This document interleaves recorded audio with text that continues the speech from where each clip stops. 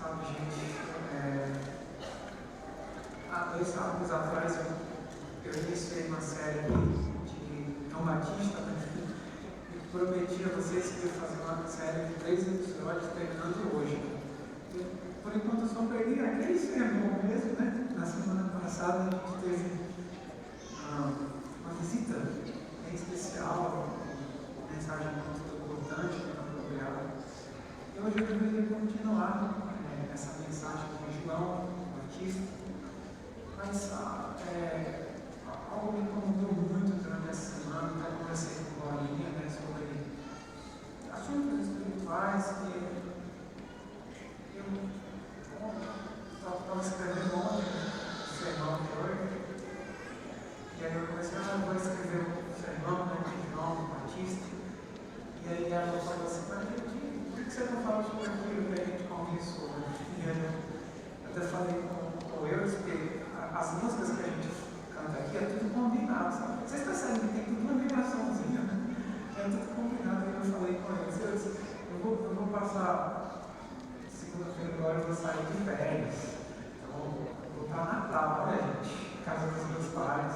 Eu vou mandar uma foto para vocês na praia, tá?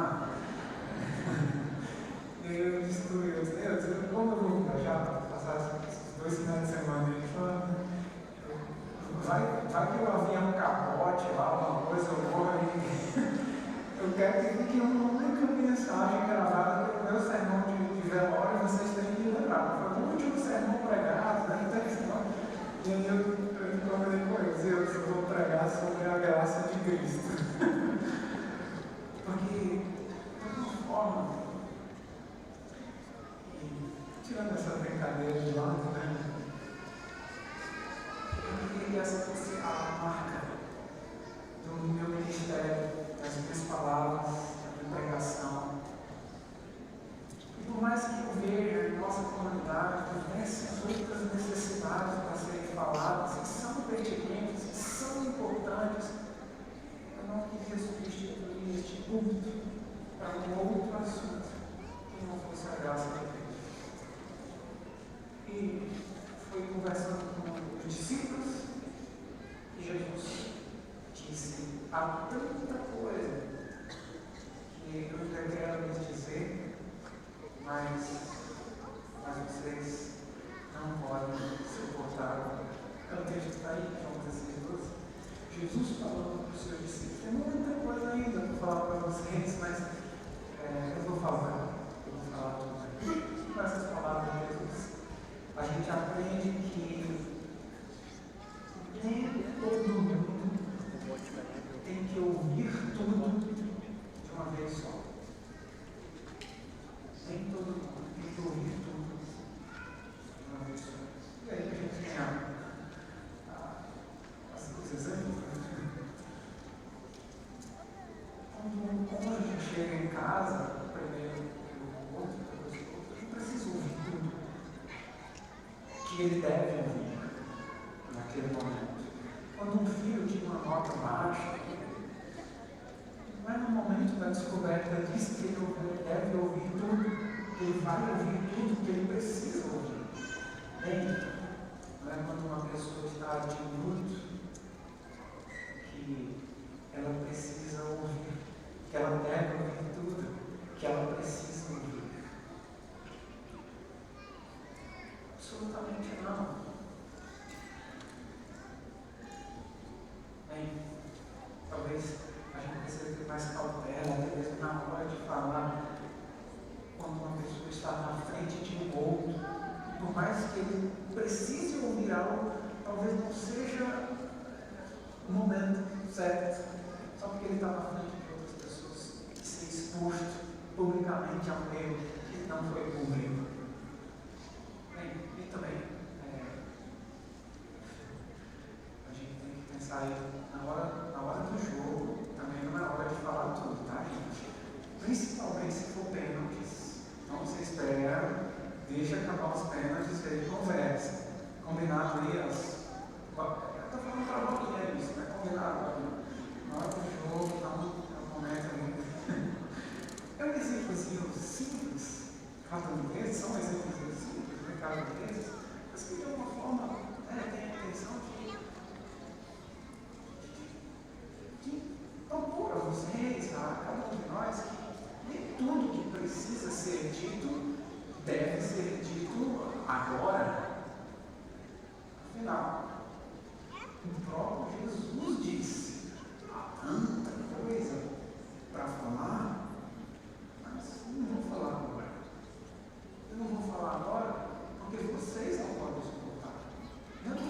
necessário. Jesus falando, não é porque não sabem, não é porque vocês não precisam ouvir isso. Não, é só porque vocês não estão preparados para ouvir. Por isso, com base nessa ideia, nesse testemunho de Jesus, antes de falar tudo que a gente precisa falar, é necessário saber se o outro está em condições de ouvir. Bem, a gente precisa atentar quanto a alguns aspectos. Por exemplo, o que se fala? O que vai se falar? É um fato? Hoje está fato fake, né? O pessoal estava fazendo esses trocadilhos. É um fato ou é um boato? Sim, antes de se falar, é preciso considerar esses pontos. Você tem certeza que isso é verdade? Então compartilhe. Talvez vocês já viram isso muito comum nas redes agora sociais, no WhatsApp. Pessoas que saem compartilhando tudo quanto é informação, só porque receberam um outro grupo. Virou até moda agora, os mais educados, a dizerem assim: recebi no outro grupo, não sei se é verdade, mas estou compartilhando. Eu estou dizendo que não sei se é verdade. Claro, falta muito bom senso em nossas palavras, especialmente aquelas que são imediatas, né? Aquelas que não são planejadas, nem sabem, a nossa forma de reagir. Mas algumas não é uma reação, mas sim uma ação planejada, pensada, a gente não deveria trabalhar com isso.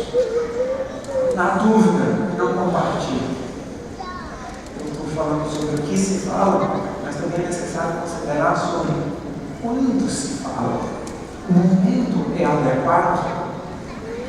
A gente pode citar várias formas desse quando, há várias aplicações. Você tem várias, eu tenho várias, mas eu quero citar uma em comum.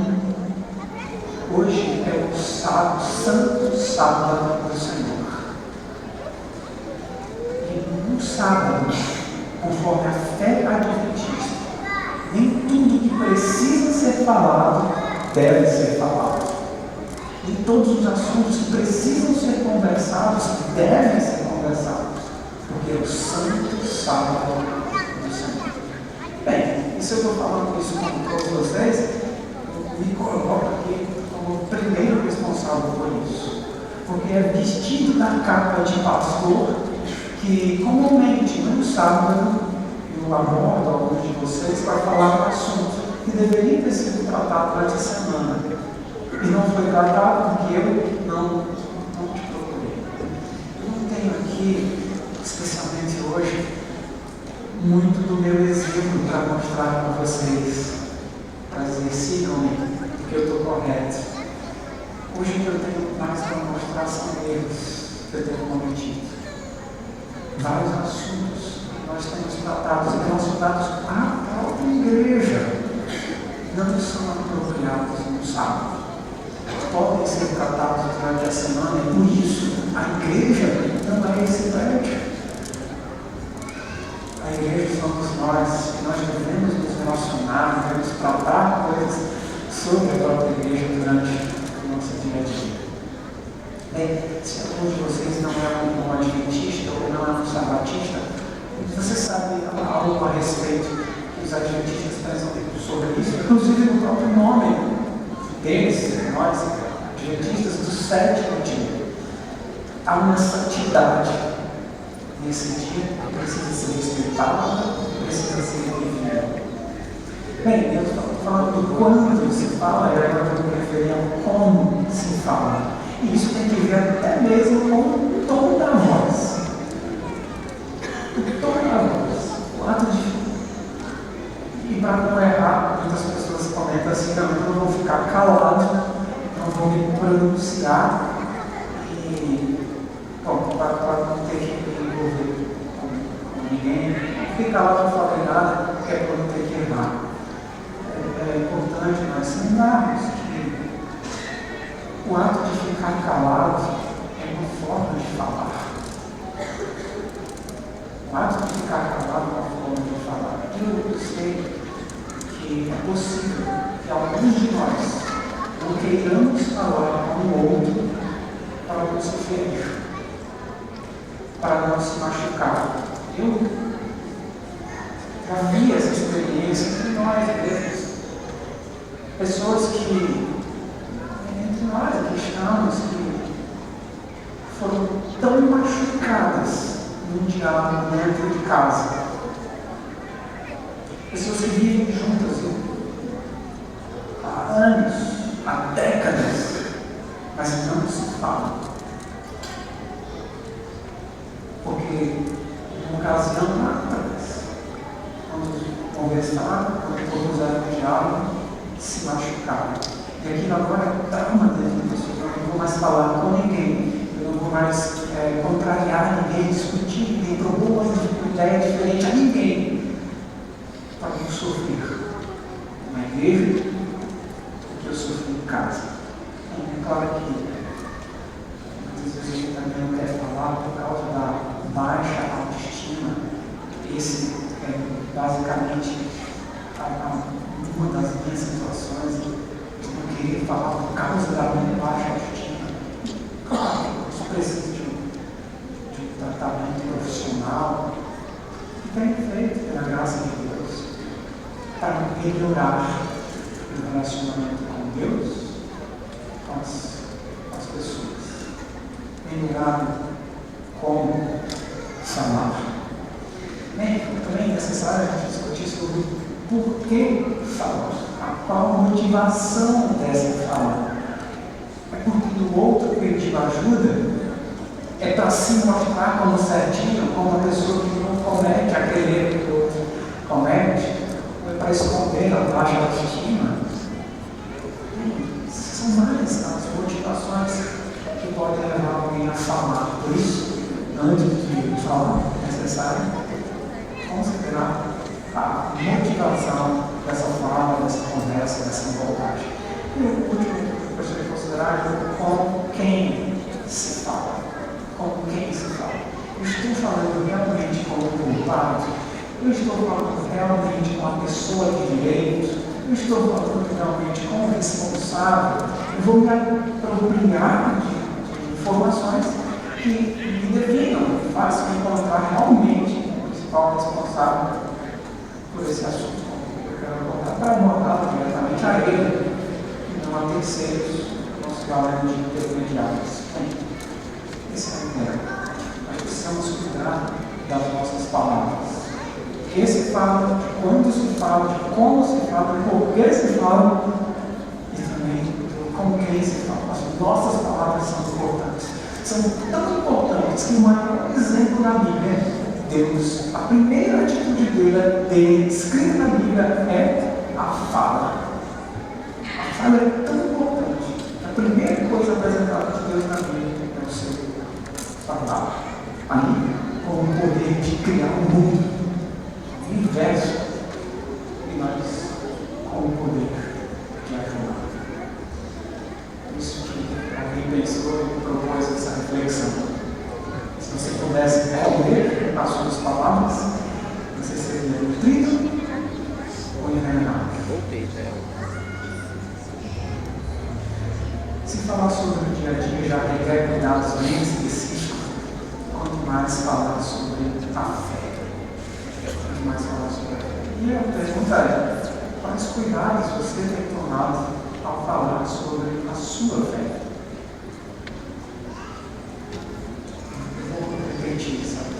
Quais cuidados você tem tomado ao falar sobre a sua fé? Bem,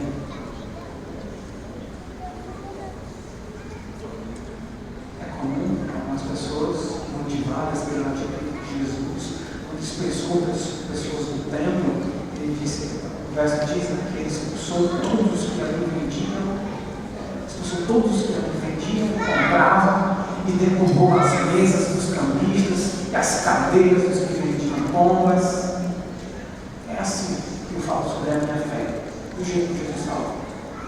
Ou então, no exemplo de Jesus, os fariseus, quando ele diz, ai de vocês, mestres da lei, fariseus, hipócritas, serpentes, raças de víboras, como vocês escaparão da condenação do inferno? Palavras de Jesus. Sim, aquele Jesus do amor lá, que algumas pessoas dizem, o Deus do Novo Testamento, o Deus do Antigo Testamento. Esse é outro novo. Esse é outro novo. E pessoas, como nós, nos valemos desses exemplos de Jesus, para dizer assim, se Jesus agiu assim, é assim que a gente tem que falar também. Raça de víboras, serpentes, como é que vocês vão se livrar do inferno? E são palavras de Jesus. Absolutamente são. Mas às vezes, nós nos esquecemos que para algumas pessoas, Jesus disse, eu tenho tanta coisa para falar para vocês, então vocês não podem suportar por isso, e não vou falar. E tudo que precisa ser dito, deve ser dito agora, do jeito que você quer, com os motivos que você fez. Jesus está aplicando o ensinamento de Salomão, lá na Eclesiastes, quando Salomão disse, tudo tem o seu tempo determinado. E há tempo para todo o propósito debaixo do céu. Tempo de ficar calado e tempo de falar. Tempo de ficar calado e tempo de falar. Por isso que Jesus reagia de maneira diferente com as pessoas diferentes. Então, o princípio da equidade. Eu quero fazer a aplicação de hoje com base em um outro texto da Bíblia, expressou a introdução. O texto é João 8,32, a gente não vai mostrar esses textos na tela, a gente vai ver João 8,32.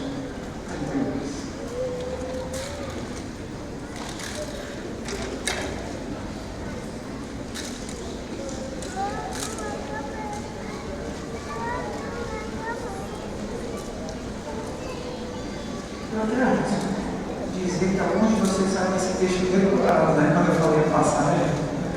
São às vezes. Então, foi muito interessante. São palavras de Jesus mesmo, quando Jesus diz assim, então, vocês conhecerão a verdade, e a verdade os libertará. Não é meio famosinho, né? Então vocês conhecerão a verdade vos libertará. A motivação da meditação de hoje é primeiramente nesse verso. Esse é o verso base de hoje. A verdade que liberta. Qual é a verdade que liberta? E qual é a verdade que precisa ser dita? A verdade que precisa ser falada. Como você definiria verdade? E eu digo isso porque é comum em nossos diálogos, em nossas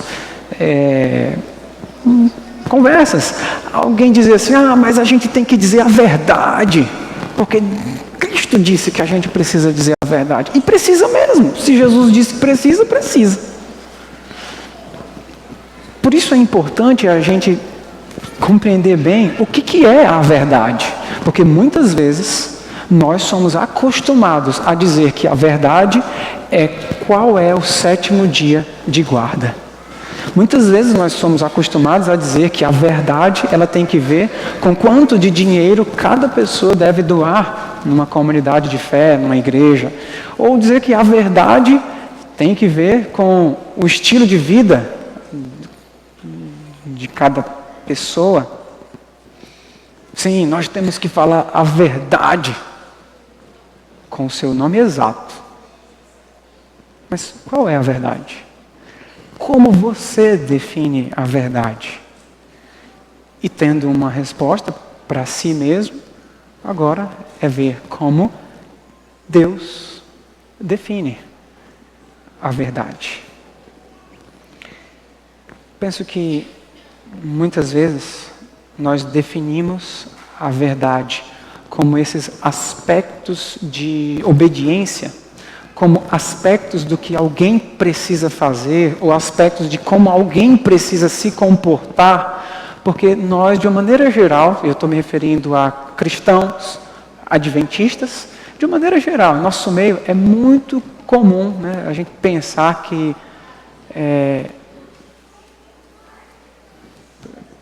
nós temos medo de desobedecer.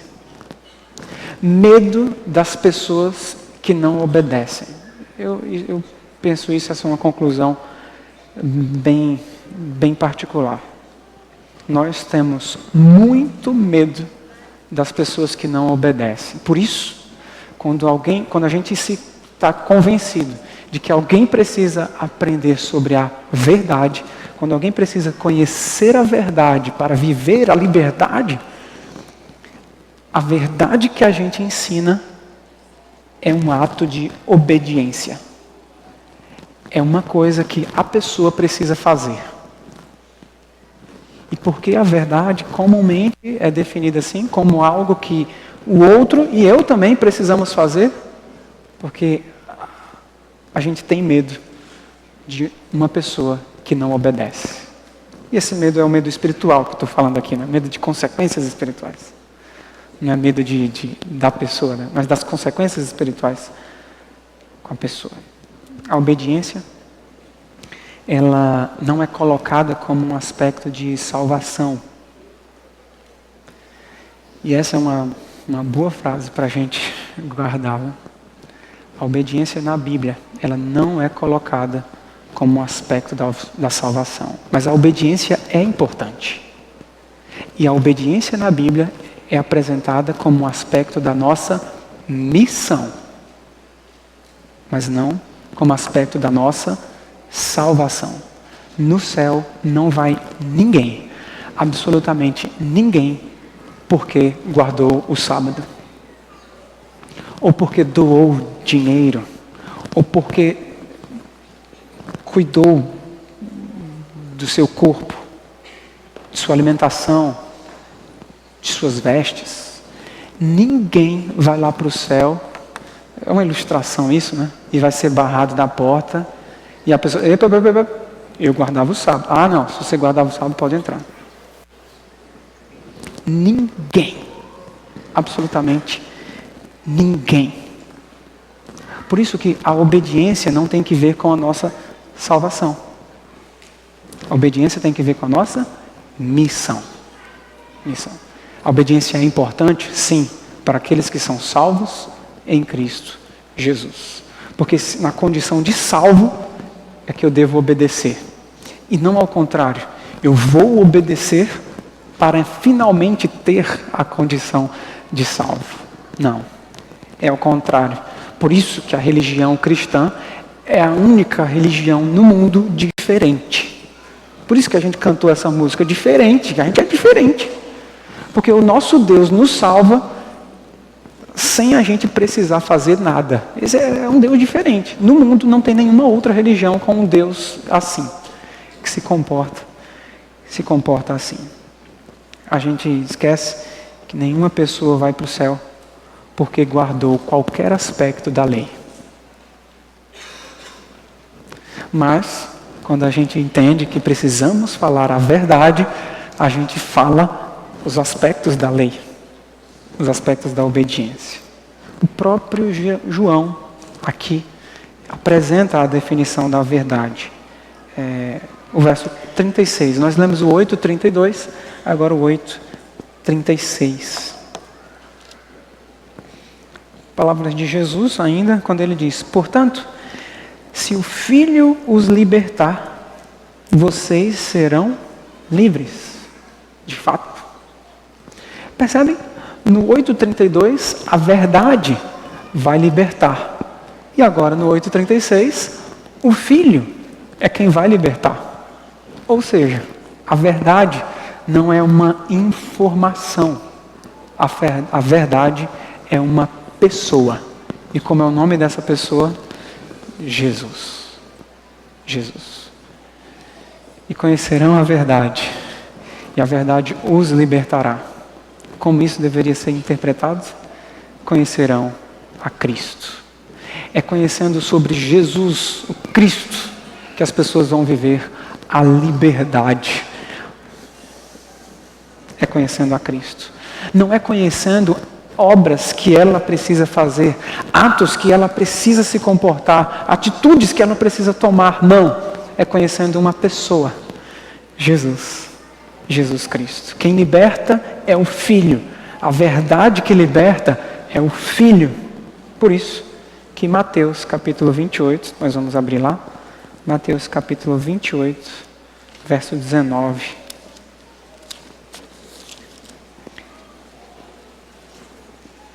Eu vou ler o 19 e o 20, tá, gente? Mateus capítulo 28, 19 e 20. Mais uma vez, palavras de Jesus. E hoje eu só estou usando essas palavras de Jesus, né?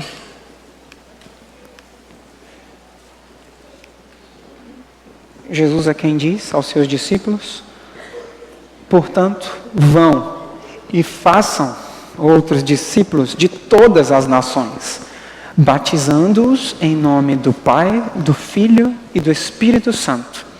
E ensinem esses novos discípulos a obedecerem a todas as ordens que eu lhes dei. Gente, isso aqui parece ser colocado, é cheio de gerúndio aqui, mas algumas coisas são colocadas em algo que sugere uma ordem cronológica, o que não está no gerúndio. Quando a gente lê, a gente percebe que primeiro é dada a missão de fazer discípulos de todas as nações. Como? Batizando essas pessoas em nome do Pai, do Filho e do Espírito Santo. E logo em seguida o quê? Ao batismo dessas pessoas é dito: e ensinem esses novos discípulos a obedecerem às ordens de Deus, as ordens que eu lhes dei. Vocês percebem o que sugere a ordem cronológica?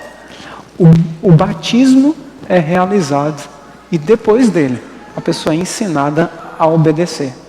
Mas comumente, apto para o batismo, são consideradas aquelas pessoas que já obedecem. São consideradas aquelas pessoas que já foram ensinadas. Bem, eu sei que isso é uma fala aqui, né? É uma palestra, um sermão, e existem considerações a ser feitas. Mas, nas palavras de Jesus, o aprendizado continua depois do batismo. Normalmente, nós incentivamos muito as pessoas a estudarem a Bíblia antes do batismo, porque temos medo de que elas não continuem estudando depois do batismo. E por que temos esse medo? Porque nós mesmos não fazemos. Existem várias respostas, a que eu estou propondo aqui é essa, né? Porque nós mesmos não estudamos a Bíblia depois do nosso batismo. Estou generalizando e me incluindo nesse grupo. E minha esposa é a primeira pessoa aqui na fila e ela sabe quão pouco o marido e o pastor dela estudam a Bíblia. Ela sabe. Por quê? Porque no meu coração, na minha prática de vida, eu já fui batizado. Eu já conheci a verdade.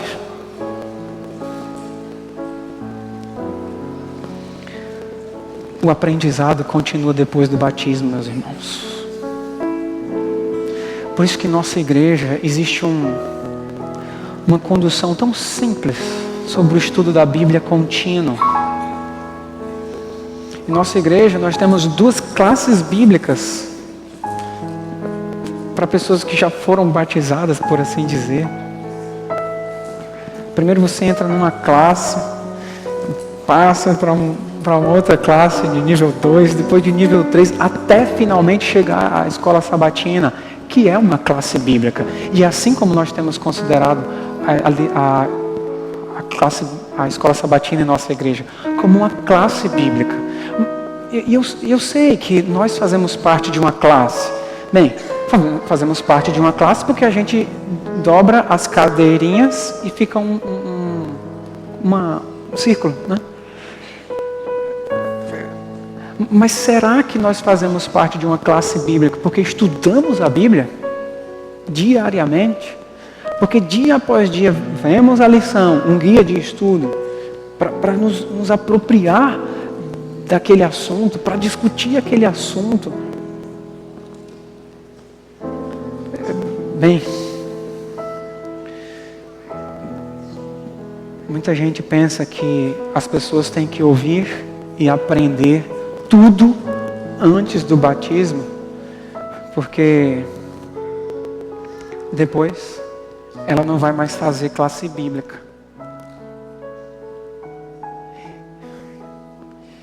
E não é isso que nós temos visto em nossa igreja. Cada pessoa que tem participado aqui nessa piscina de batismo, né, tem estudado a Bíblia. Tem estudado a Bíblia. É verdade que alguns deles até me abordam e me perguntam: Joedi, e por que a igreja não estuda? Somos só nós porque somos neófitos na fé? Não tenho boas respostas. Eu só tenho algo pontual para dizer.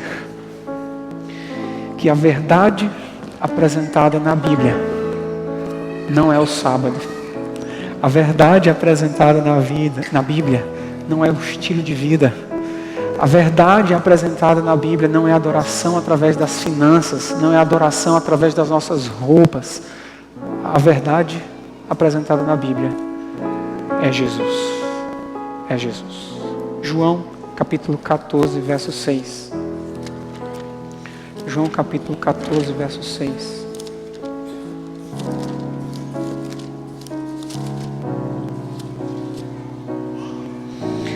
Jesus, mais uma vez diz, e repete para ficar mais claro, para ficar dito de novo. Ele diz: eu sou o caminho, a verdade e a vida. Meus irmãos, segundo a Bíblia, quem é a verdade? Jesus, Ele mesmo disse isso. Eu sou a verdade. Por isso faz sentido o texto de 1 Coríntios capítulo 2. 1 Coríntios capítulo 2.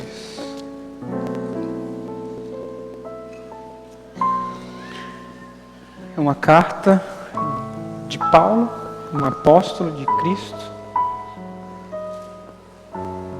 para esses irmãos de Corinto, e ele diz: eu decidi, enquanto eu estivesse com vocês, que me esqueceria de tudo, exceto de uma coisa. De quê? De Jesus. De Jesus Cristo, aquele que foi sacrificado.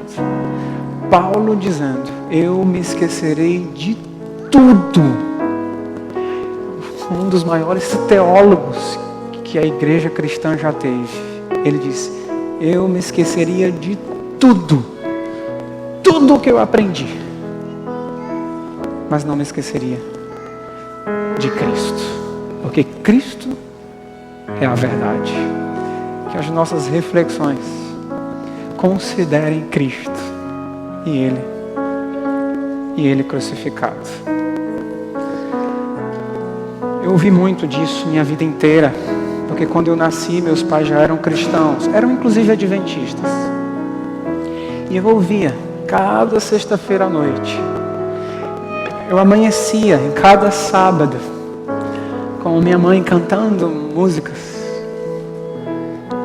E eu lembro bem que uma das músicas que ela cantava era aquela que diz: sim, eu amo a mensagem da cruz, até morrer.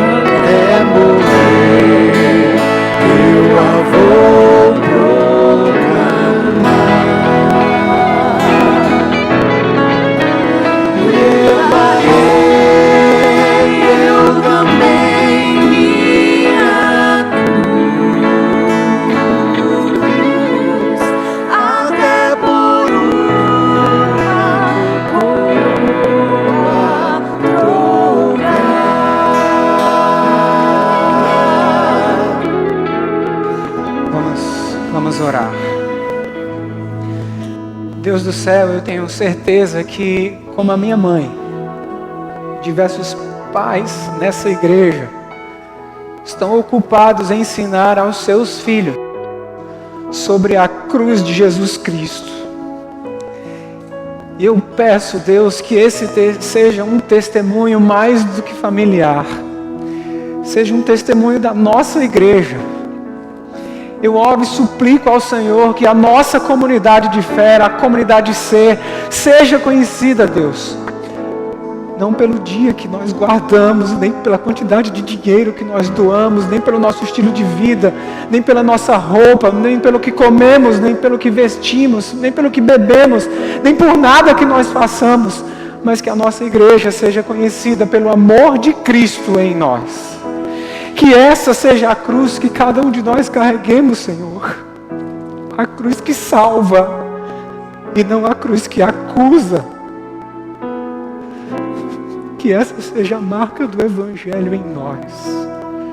A graça de Jesus, em nome de quem nós oramos. Amém.